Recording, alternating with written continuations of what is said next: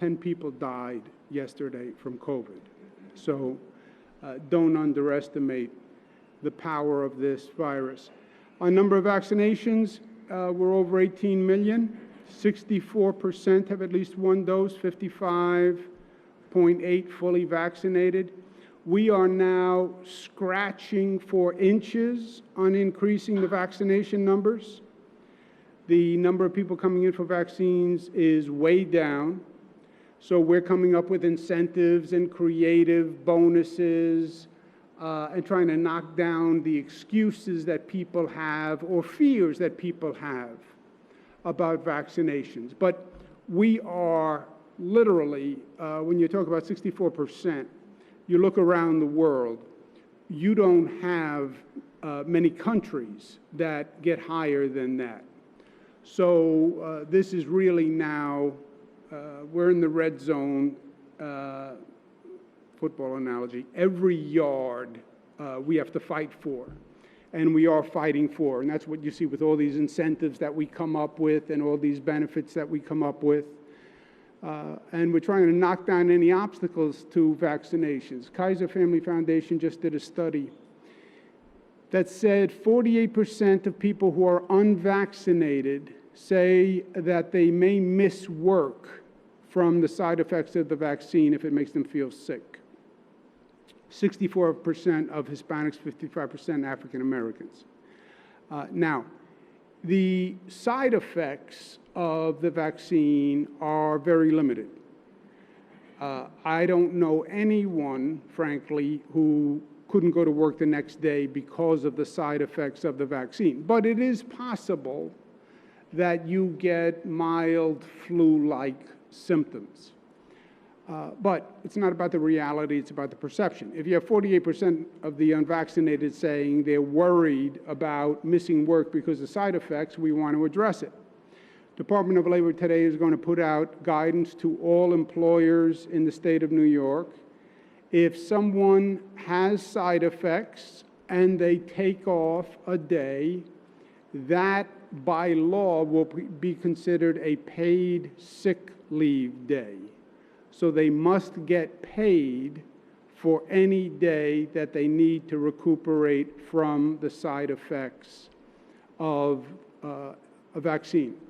Again, I don't want to suggest that there are going to be side effects because it's relatively de minimis.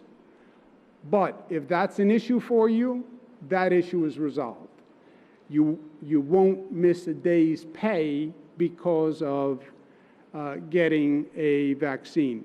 Also remember, we passed a law that says the employer must give you 4 hours off paid to get a vaccination. If you get 2 vaccinations, they must give you 4 hours off per vaccination.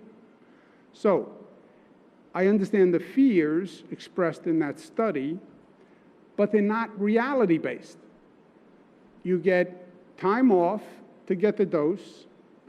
If you're one of the very few that happens to get side effects from the vaccine, that's a paid sick day, so that won't cost you money either. And there are benefits to getting vaccinated.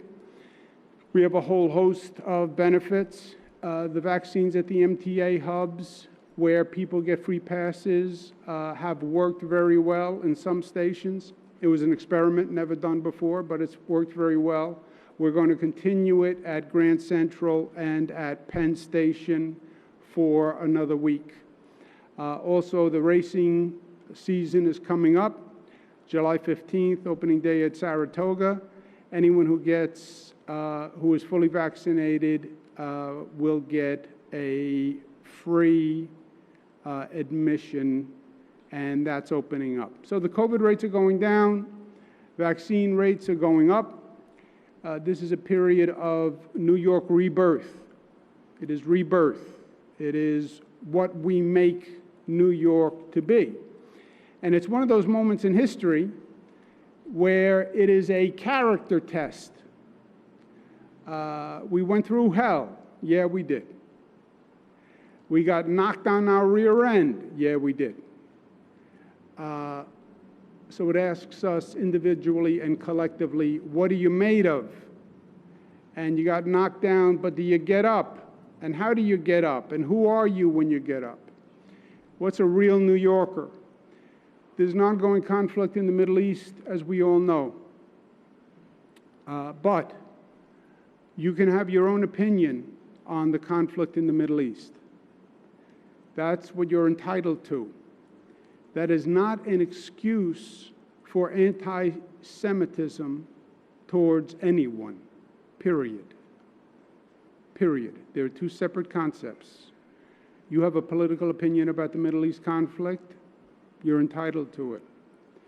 You express that through an anti-Semitic act, it's un-American. It violates New York's ethic, and it is illegal. It's all three of the above.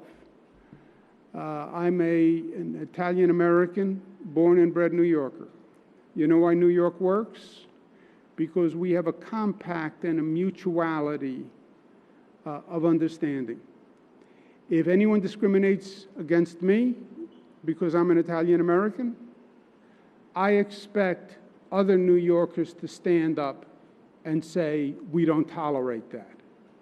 When you discriminate against an Italian-American, when you discriminate against a Jewish person, an Hispanic, a black, you discriminate against every New Yorker, because every New Yorker believes in that acceptance, in that mutuality, and that collegiality, and that acceptance. We have no tolerance for anti-Semitism, period.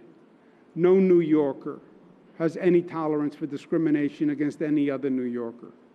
And that's what makes New York special. We're going to provide additional state troopers to Jewish communities, and especially Jewish religious and educational facilities. And we're going to be affording priority protection during Shabbos because, as you know, there has been a disturbing number of incidents. And I want our message to be very loud and clear. New Yorkers stand together in solidarity. We have no tolerance for discrimination against anyone. And that certainly applies to our Jewish brothers and sisters. It is personal, and it should be personal for every New Yorker. There is no New Yorker who doesn't have friends, family who are members of the Jewish community. My two brothers-in-law, my nieces are Jewish, and it is personal for me, and it's personal for all of us. It's also illegal. Forget morality, ethics. It's illegal. And these attacks against people who are Jewish because they're Jewish, or these attacks against Asians because they're Asians, they will be prosecuted to the fullest extent of the law. It is illegal. They are hate crimes. We have one of the strongest hate crimes in the country, hate crimes laws. And I give you my word personally that those laws will be fully enforced. What does it mean to be a real New Yorker? It means when life knocks you down, you get up and you get up stronger.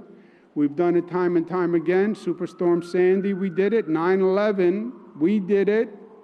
You had all sorts of naysayers after 9/11. Oh, we're not going to be able to recover. Yeah, those weren't the real New York voices. We got up and we got up stronger. Well, the city's going through a tough time. Yes, the city's going through a tough time. It's gone through tough times in the past. And we recovered and we came back stronger. New York City was bankrupt.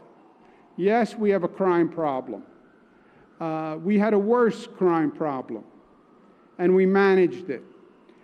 You just have to think big and get past it. So don't think about New York reopening.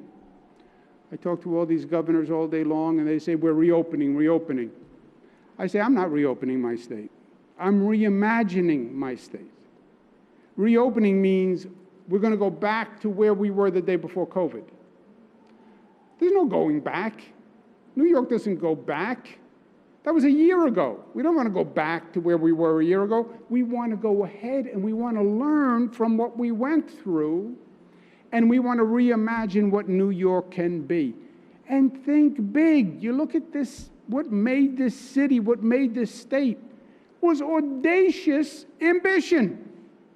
I'm going to build the Empire State Building in the middle of the Great Depression. I'm going to build the longest bridges, longer than ever, Brooklyn Bridge, George Washington Bridge. We're going to build a reservoir system 60 miles to get water from the mid-Hudson. It was built on thinking big. And that's what we need again. Think big. What's a big project to reinvigorate the economy?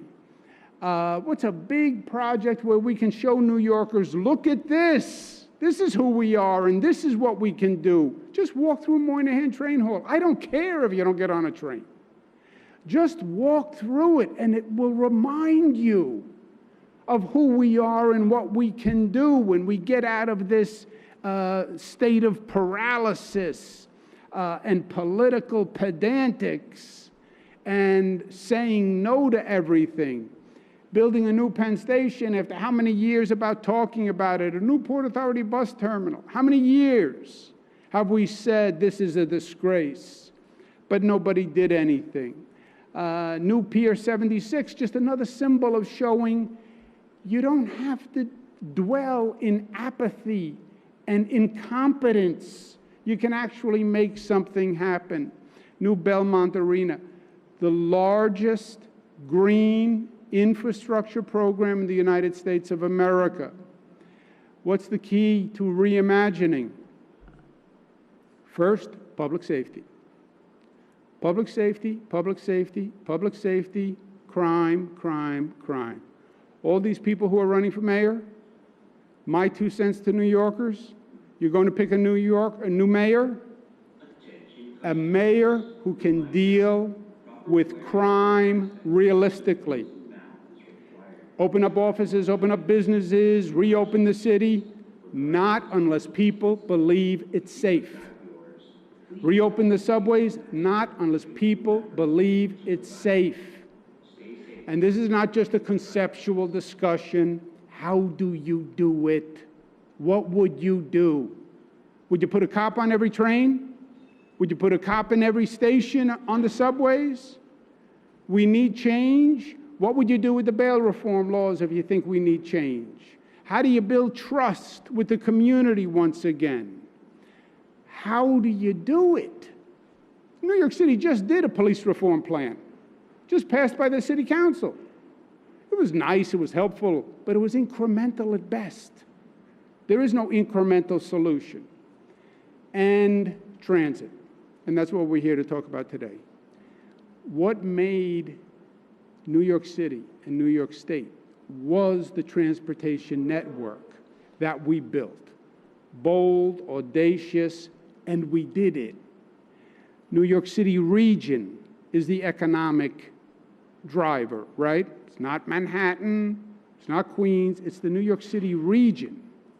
And the New York City region is New York City, Long Island, northern suburbs, part of Jersey, part of Connecticut. That's the New York City economy. That's what makes this city work. It's not just people who live in Manhattan. I lived in a faraway place called Queens. People in that faraway place called Queens went to Manhattan. There's another faraway place called Long Island. That's part of the New York City economy. Westchester, Rockland, Orange, parts of Connecticut, parts of Jersey. They're all part of the New York City economy. And getting them in and out determines how successful you are going to be. You want to talk about audacious and bold.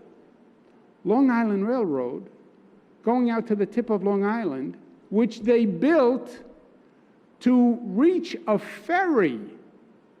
That's why they built the Long Island Railroad, to get out to take a ferry to Boston. But what the Long Island Railroad did was it opened up Long Island.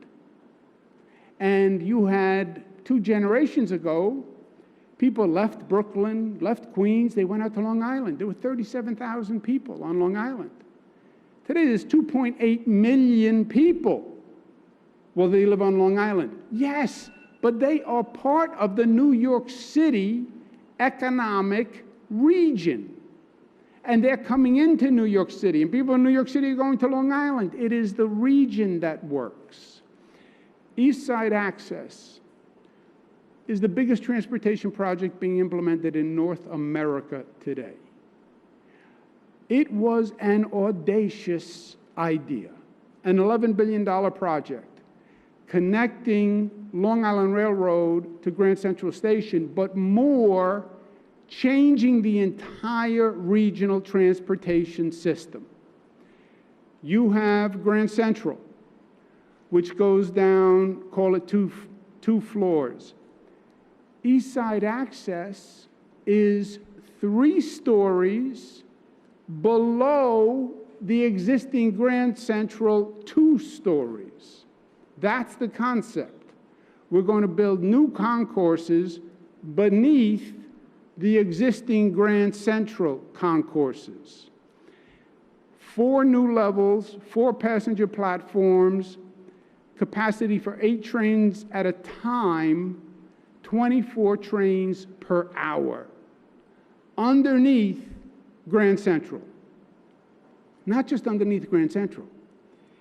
This goes from Grand Central, 42nd Street, to 49th Street. It is an underground development that goes 7 or 8 blocks underground. Just imagine that. There is no other terminal that does that. We're going to build under Grand Central, and then we're going to build north 7, 8 blocks north underneath at that level. Amazing. Customers will come in, they arrive at a 350,000 square foot concourse. The trains, to do this, have to transfer in Queens through what's called the Harold Interlocking. Don't ask me why they call it the Harold Interlocking. Somebody here will probably know the answer, but I don't. But the Harold Interlocking is the largest train intersection in the Northeast, certainly, and one of the highest volume of trains go through Harold Interlocking in Queens. So the idea is the trains from Long Island would change tracks at the Harold Interlocking, and there's a set of tracks that then go from Queens through a new tunnel under the river and into Grand Central Terminal. This is Harold Interlocking. To do it, Harold Interlocking needed $1 billion in improvement. In truth, it needed improvement anyway because it was so busy and so outdated. But $1 billion of improvements to allow the trains to transfer at that point to come to Grand Central. Today we're announcing all the major construction is complete. Harold Interlocking, the tunnels coming from Queens, the concourses at Grand Central, all the construction is complete. We still have some systems work to do, electrical systems, et cetera, but all the construction is complete. It's going to open up next year. It brings double the number of LIR trains into Manhattan. It means you can come into the east side of Manhattan as opposed to going to Penn and then having to come all the way back to the east side. It reduces the commute time by 40 minutes. You now have 2 stations that you can go into. When you put the East Side Access together with what we're doing on the Long Island Railroad, 2nd track and 3rd track, and new stations, it is redesigning the entire Long Island Railroad experience. which is very important because Long Island is part of this economy, and making that commute work is vitally important. It also opened up a new train storage yard where we can store 300 trains midday. So you don't have to block tracks with train storage, which is what has been happening. But it's not just here at Grand Central. It reduces dramatically the number of trains going into Penn, which, first of all, is a good thing because Grand Central is a much more pleasant experience than Penn right now, until we do the new Penn. But reducing the number of trains going into Penn is very important because one of the major problems we have at Penn is we don't have enough track capacity. We don't have enough track capacity for Amtrak and Metro North as it is. Once you pull out the Long Island Railroad trains, you're going to build more capacity for other trains to come in to Penn Station. It will also allow JFK, you can get to JFK from Grand Central in 40 minutes, which will be a totally different way to get to JFK. And remember, we're in the midst of rebuilding JFK. So just like LaGuardia, we're rebuilding LaGuardia with a train to get to LaGuardia. Now you have a train to get to JFK in 40 minutes. And what we're doing at Harold Interlocking, it's not just New York City, it's the tri-state area, it's going to be the whole Northeast. The universal formula for success, you know what it is? Applies to any occupation. It is come up with a great idea. Step 2, do it. One caveat, step 2 is hard. This was very hard. Building 9 blocks under the Grand Central, hundreds of feet below the surface was hard. Building a new tunnel was hard. So it's in the doing, right? It's in the doing. I have a great idea. Let's build a new airport at LaGuardia. Great idea. Yeah, now do it. I have a great idea. Let's rebuild JFK. Good, now do it. I have a great idea. Let's build a new Tappan Zee Bridge.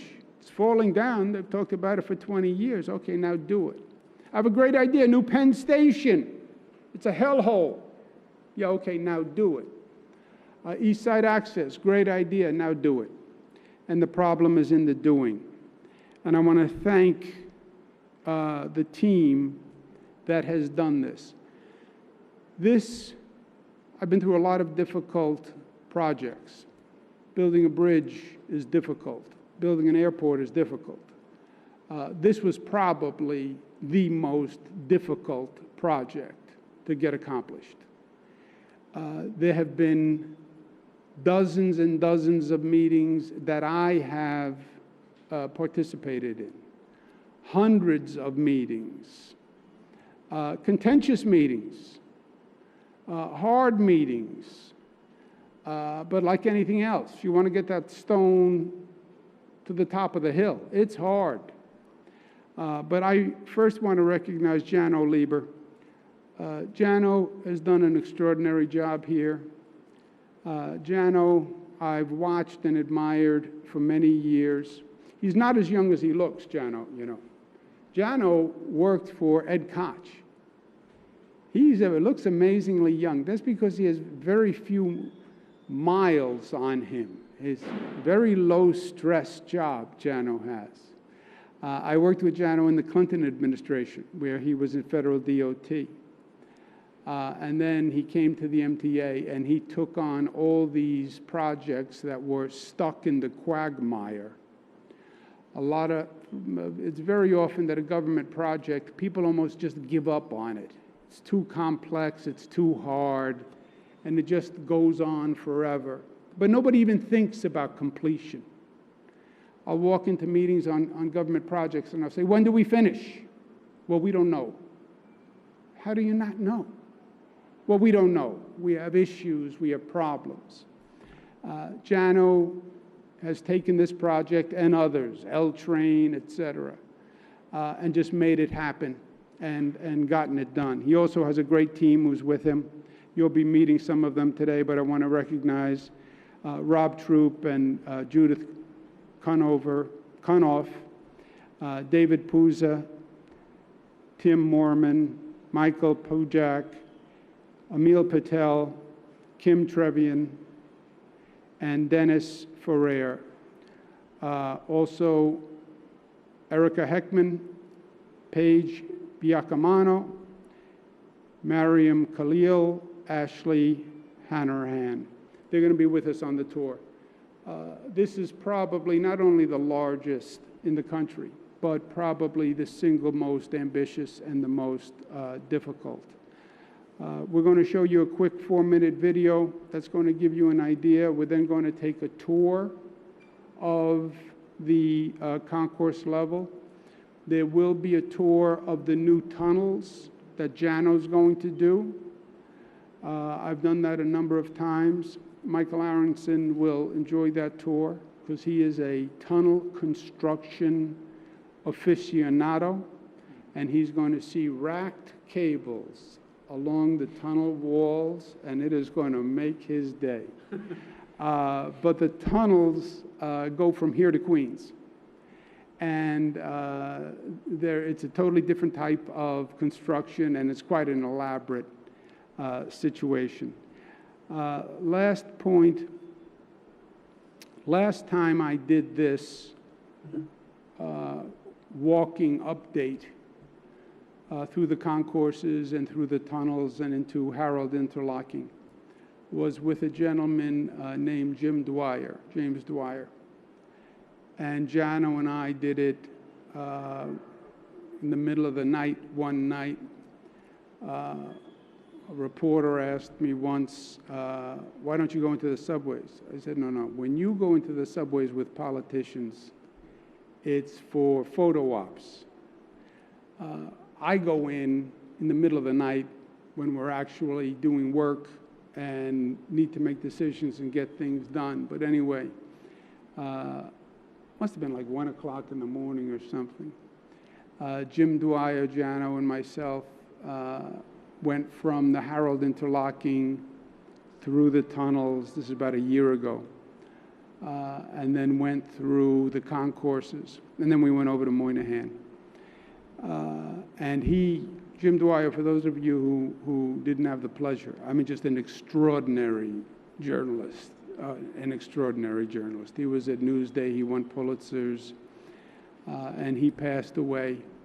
But I was thinking of him today, and he said to me, one of the things he said on the tour is, this is amazing, nobody knows this is here, it's a whole city under the city. But can you ever get it done? Will you ever get it done? He went right to step 2, do it. It seems we can't get anything done anymore in this city, is what Jim said. And Jim had a tremendous feel for New York City. Said, we feel like we can't get anything done anymore. Can you get it done? James, we're getting it done. We're getting it done. We got Moynihan done, and we're getting this done. Let's show the video, and then we'll take some questions, and then we'll take a tour, and then people who want to go through the tunnel tour, which is about a half an hour to the Queens side. Jano and his team will be doing that.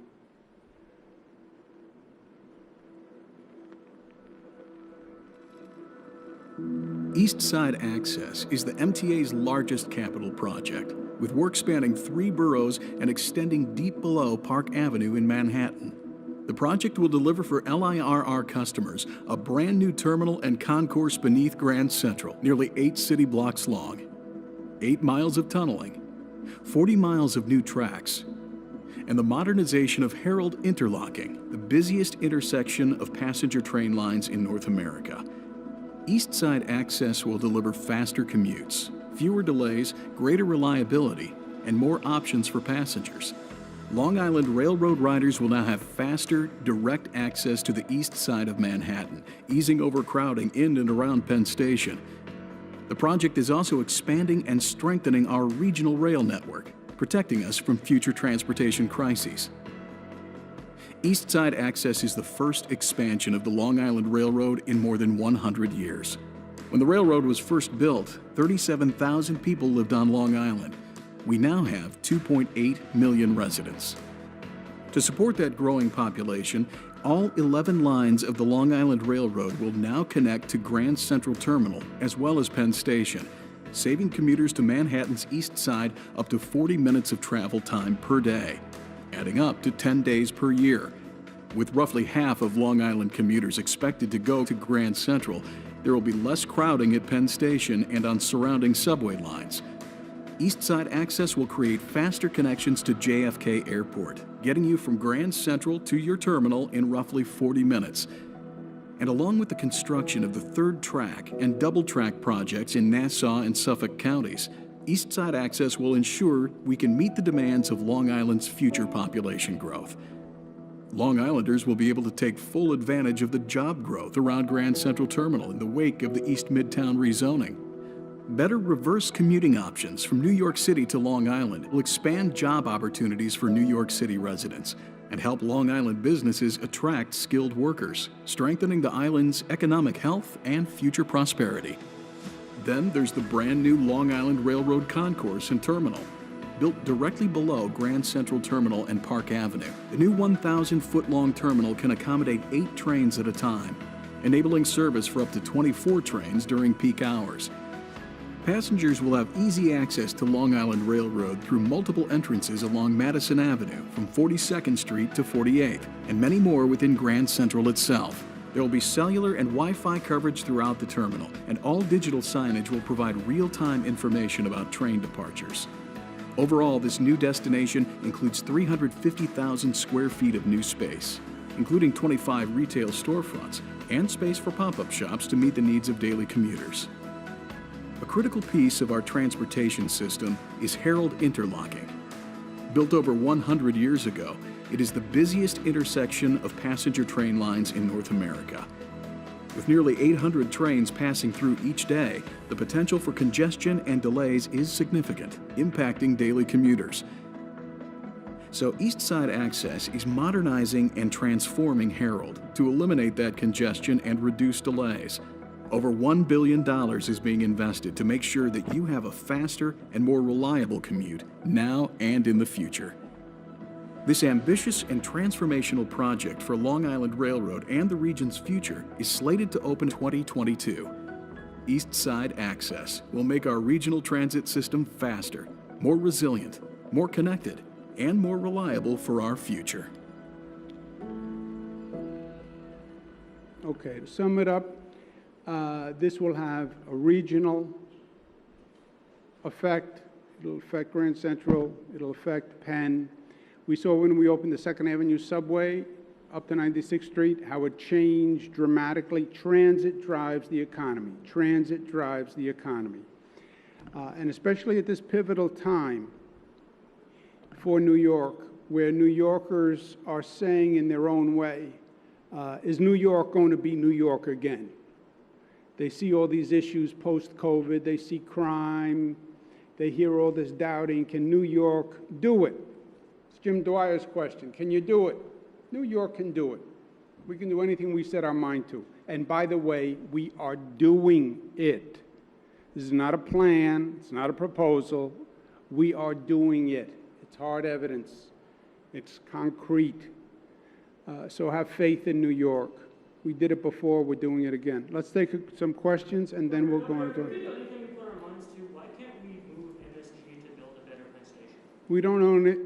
It's big. It's hard to hold. Madison Square Garden. It's hard to pick up. They just invested over $1 billion in it, and it's a privately owned property. So you would have to have the consent of the garden owner. You would need a place to put it because that's the franchises also play there, right? And that's a big piece of real estate, and then you'd have to pay for it. Are you going to go another? Have you talked to him about it at all? Yes. What's he said? Hey, who's going to pay me? Where are we going to put it? He can't pay for it? He can't pay for it? Yeah, but he just put it in the garden. He just spent $1 billion with the garden. He likes it where it is. He's fine from the garden's point of view, right? You're doubling capacity, right? So the idea is you have every more trains coming in. I mean, I know this project was planned a long time ago, but it was certainly built on the assumption that Midtown would come back with the same kind of traffic it had prior to the pandemic.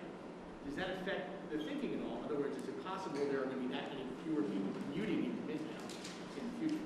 Zach, there can't be. There can't be. You're talking about a diminished New York. Maybe people won't come back. I don't accept that premise.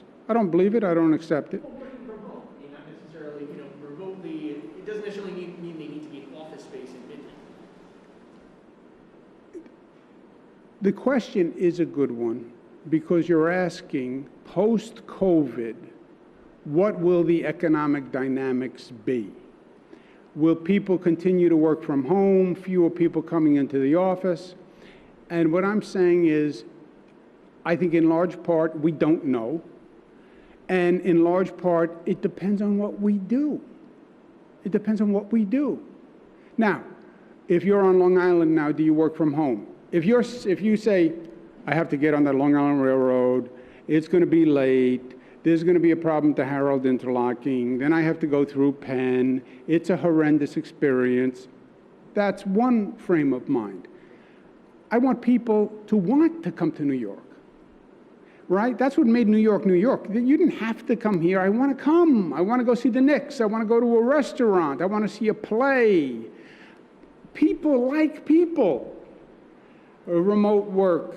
Yeah, you sit at home in your little cocoon, and you deal with your family and your wife and the kids running around.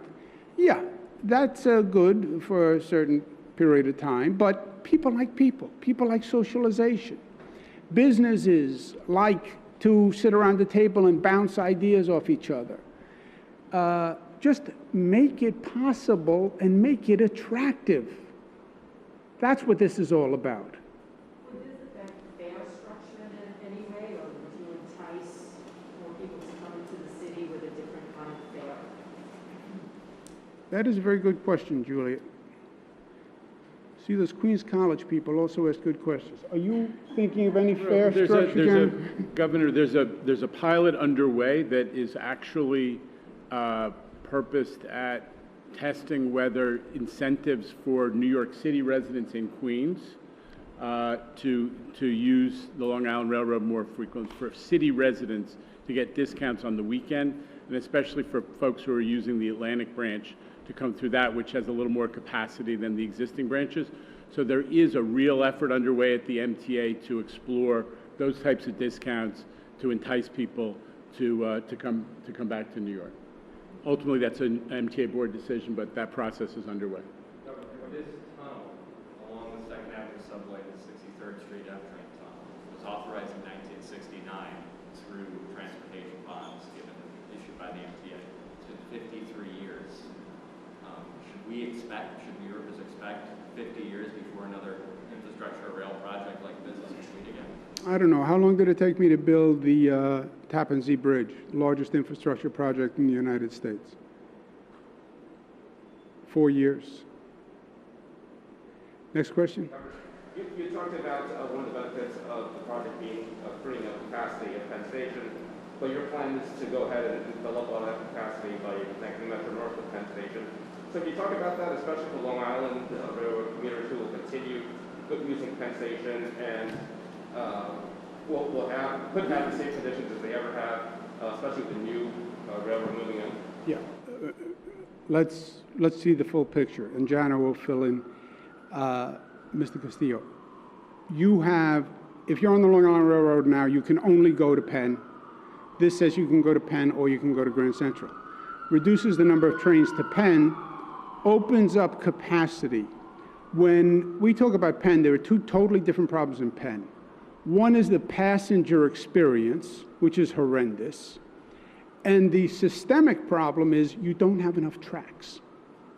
That's why we're proposing buying the block south of Penn to build more tracks. If it was only the passenger experience, you can fix Penn. Now that you have Moynihan, you could take the people in Penn, let them use Moynihan, and then rebuild Penn. That's if it's only a passenger experience. It's not just a passenger experience. You need more tracks, especially if you're talking about additional Hudson River tunnels to get more trains in. So freeing up tracks is a very big deal. What this will do is it will send fewer Long Island Railroad trains to Penn, freeing up tracks at Penn, which helps Metro North, helps Amtrak, helps New Jersey Transit. So it frees up capacity at Penn, as well as having an access point at Grand Central Station. And then what we plan is, yes, you'll have more capacity, but we want even more capacity, and that's why we want to buy the 780 block to add additional tracks. More transit, getting more people on more trains, out of cars, coming into New York in a pleasant circumstance, where you ride the train and you get out in Moynihan train station and you walk up and you look at that skylight and you say, what a beautiful day today is. And you look at the art, or you get off in a concourse that you're about to see and you say, how beautiful is this? It's not an unpleasant ride. It's not walking through this miserable condition, because Zach is right. You're at a transition point in the economy. Maybe I'll just stay home.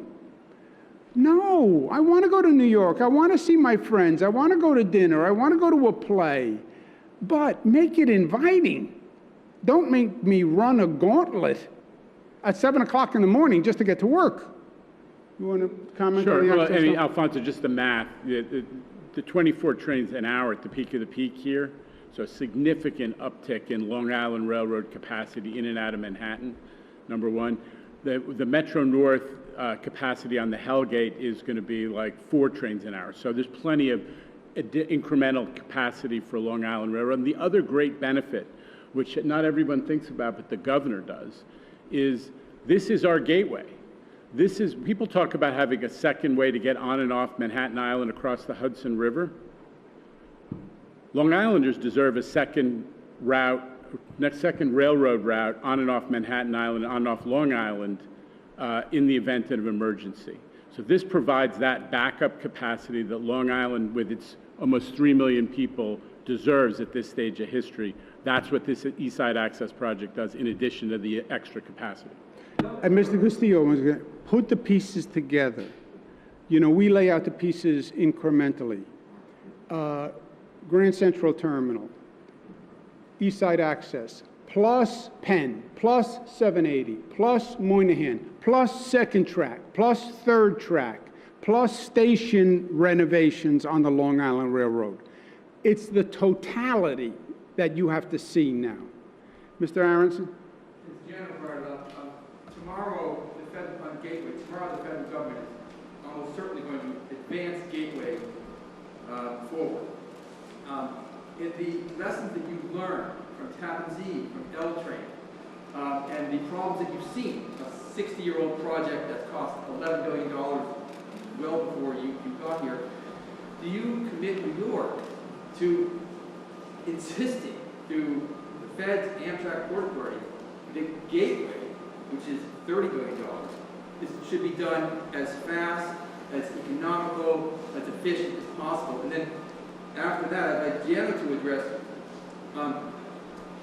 how New York will not get the full benefit of this 60-year-old project, $11 billion in price, when it opens, because of the East River Tunnel situation, that this will actually be a spare, a backup for a number of years, and how using innovative techniques that could be avoided. So on the Gateway and then on East River Tunnel.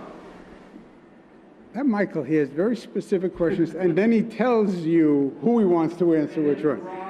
Yeah, I know. Let me make it simple on Gateway.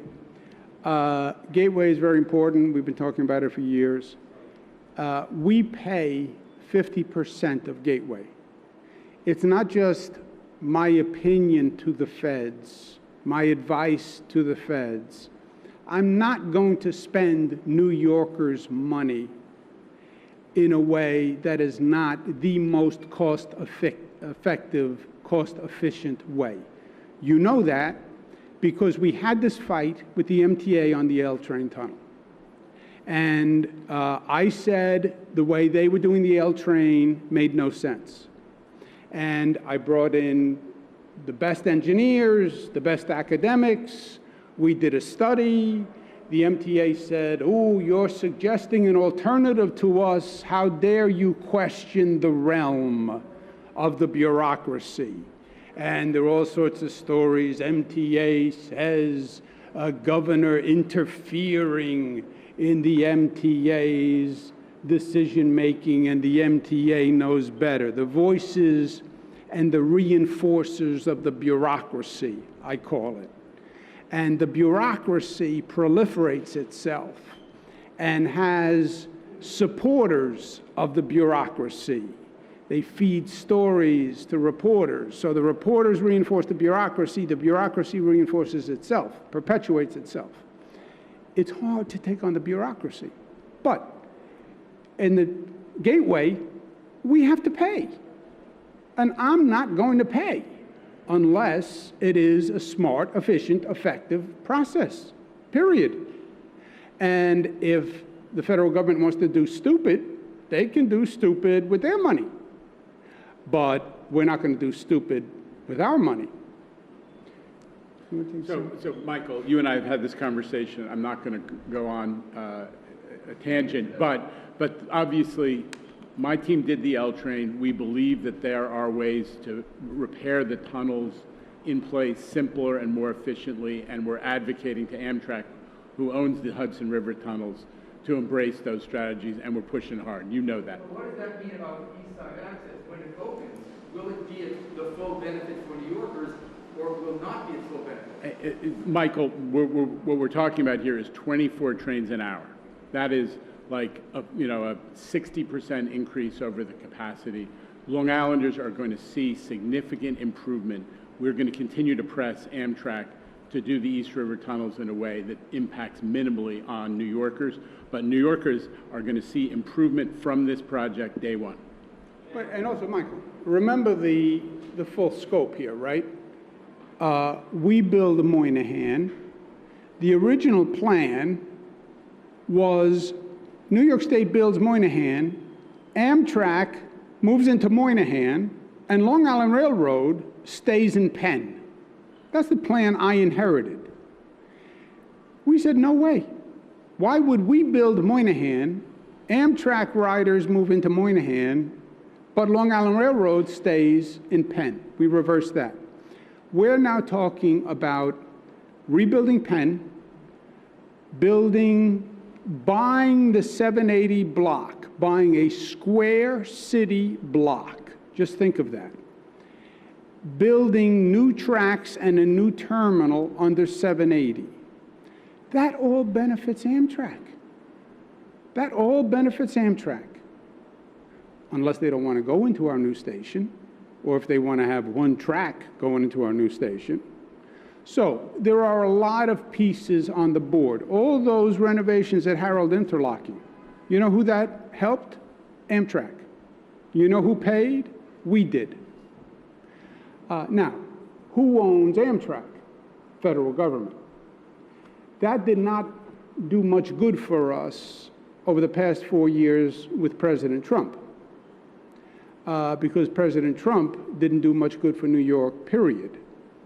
But there is a different reality, and I'm telling Amtrak today, and I'm telling our federal officials today, we expect a fair deal with the federal government and Amtrak. Don't expect New Yorkers to have fixed Harold Interlocking, pay for Moynihan, invest heavily in rebuilding Penn, which is owned by Amtrak, build a new station on 780 without them actually stepping up and fulfilling what has been their delinquent role in New York. They have been delinquent in New York. I believe that. And they are federally owned, and the federal government is responsible for Amtrak. So let Senator Gillibrand and Senator Schumer and the new DOT commissioner, federal DOT secretary know we're not going to get the short end of the stick anymore. This is not the Trump administration, and we're not getting the short end of the stick. I had to agree on Gateway. They would not do Gateway unless we agreed to put state money in. They basically extorted us. So we had to do 50% state money, 25 New York, 25 New Jersey. That should have been federal money. Who's coming through the new Gateway? It's Amtrak. It's Amtrak and a few New Jersey transit trains. Why should New York have paid for Gateway? I don't have any trains going through Gateway. Well, the trains are coming into New York City. Okay, so we were more than reasonable, saying that we would pay 25% of the expense. But it has to be smart, and we go back to the L train tunnel, and I resisted the bureaucracy and the pettiness there, and I'm going to do the same thing again with the Amtrak people saying, we know how to build a tunnel, or we've been doing it all our life. What they leave out is the technology changed on how to build a tunnel. And we expect fairness from Amtrak and the federal government. Let's take one more. We're going to get late on time. Marcia Kramer. So, Governor, this is a long delayed over budget project that still has a lot of work to do. I wonder if you're taking a gamble by announcing this announcement today that the Long Island commuters who've been waiting for this for a decade might be disappointed and might not be able to open at the end of 2022. What do you say to commuters who say, show me that it's really going to happen?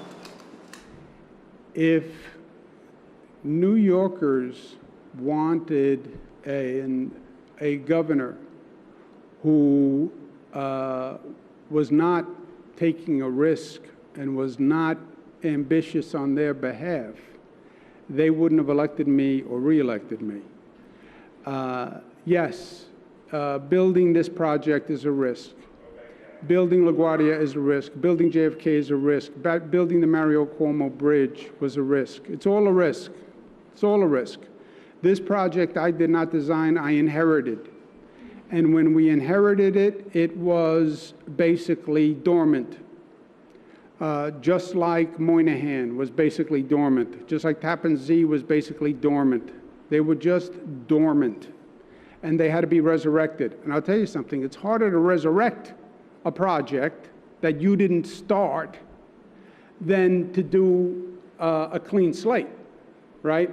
Mario Cuomo Bridge, largest infrastructure project in the United States, but it was a clean slate. I didn't have to clean up an existing mess. This one, we inherited a pit, literally, and we had to dig our way out. Let's take the tour before it gets too late. One other housekeeping. Should I wear a mask? Should I not wear a mask? Here's the tricky one here. This is a public transportation facility where you have to wear a mask in a public transportation facility. However, it is not yet a public transportation facility. It is only a construction site. So it is somewhere in the gray area. It is a construction site that is building a public transportation facility, but it's not yet a public transportation facility. So it's up to you. If you're more comfortable, wear a mask, wear a mask. If you don't want to wear a mask, don't wear a mask. Let's take the tour. We can talk on the tour.